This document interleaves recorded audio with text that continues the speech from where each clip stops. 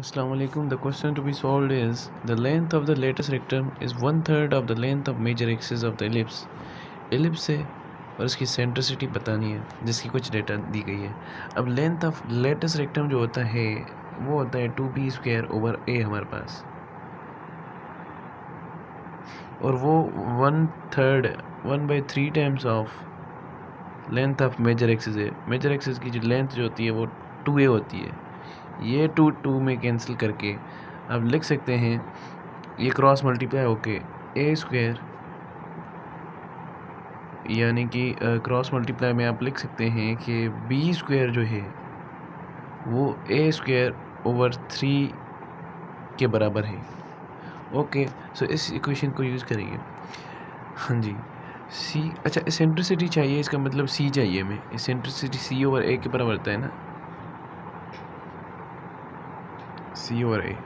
सो मतलब हमें सी चाहिए, तो सी फाइंड करो। सी के लिए एलिप्स का फॉर्मूला होता है c² is equal to a², c² is equal to a² plus b², sorry c² is equal to a² minus b²।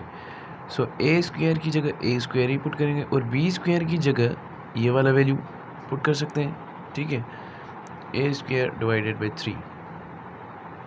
So we will be having c is equal to square root of,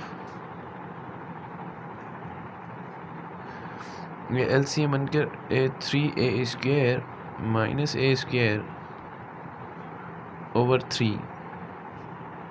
okay, तो यहाँ से जो c की value आ जाएगी वो आप देखेंगे कि 2a² ओवर 3 आएगी स्क्वायर रूट में।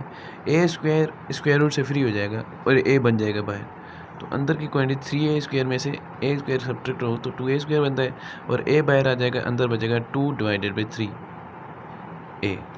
अब हमारे पास c की वैल्यू है, c is equal to √2 over 3a और e is equal to c over a। c की वैल्यू है हमारे पास √2 over 3 into a divided by e का जो फॉर्मूला होता है c ओवर a। c की वैल्यू लिख लिए, डिवाइडेड बाई a करता हूँ। सो हमारे पास eccentricity of this ellipse is going to be 2/3 in square root. Okay, so option B, yes, mark it.